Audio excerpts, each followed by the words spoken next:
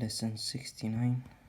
My grievances hide the light of the world in me.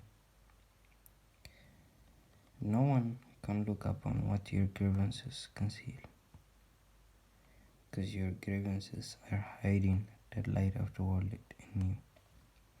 Everyone stands in darkness, and you beside him.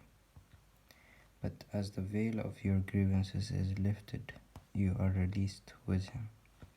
Share your salvation now with him who stood beside you when you were in hell.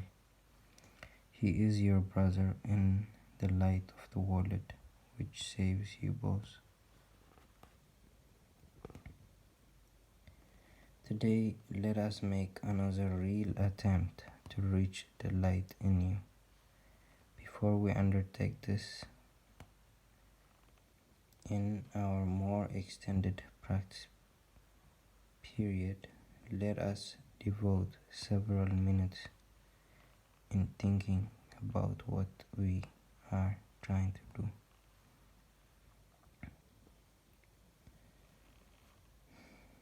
We are literally attempting to get in touch with the salvation of the world. We are trying to see past the veil of darkness that keeps it concealed. We are trying to let the veil be lifted and see the tears of God's Son disappear in the sunlight.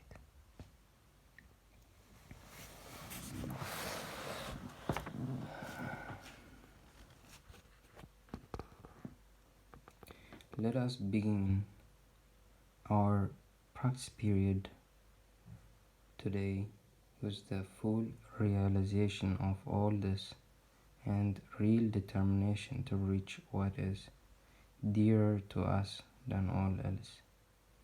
Salvation is our only need. There is no other purpose here and no other function to fulfill. Learning salvation is our only goal.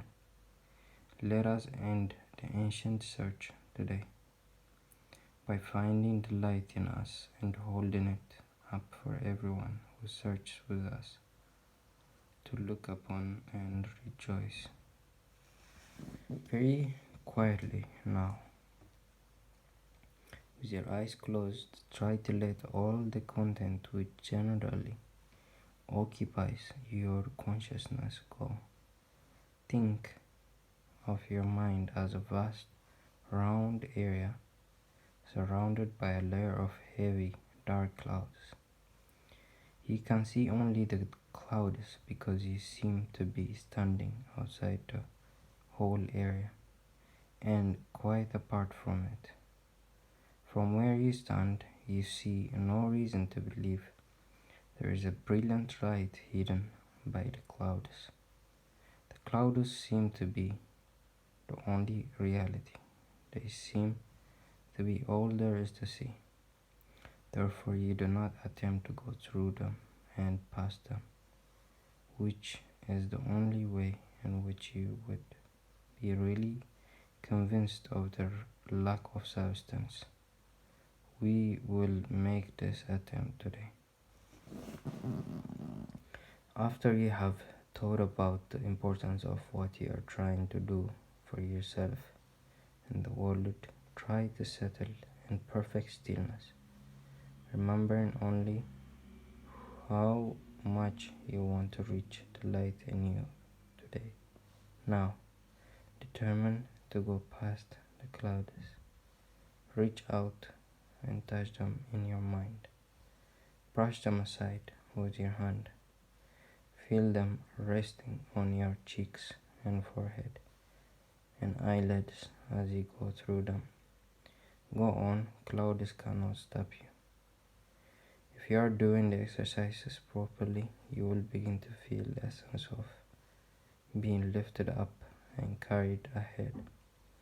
Your little effort and determination call on the power of the universe to help you, and God Himself will raise you from darkness to light.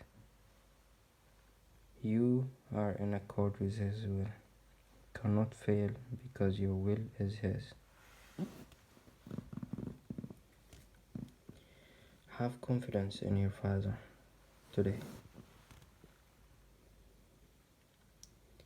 and be certain that He has heard you and has answered you. You may not recognize His answer yet, but you can indeed be sure that it is given you and you will yet receive it. Try as you attempt to go through the clouds to the light. To hold this confidence in your mind, try to remember that you are at last joining your will to God's. Try to keep thought clearly in mind that what you undertake with God must succeed.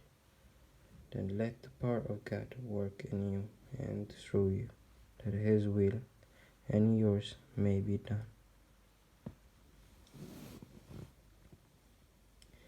In the shorter practice periods, which you will want to do as often as possible, in view of the importance of today's idea to you, your happiness,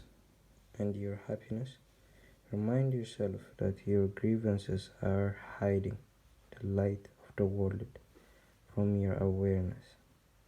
Remind yourself also that you are not searching for it alone, and that you do not know where to look for it.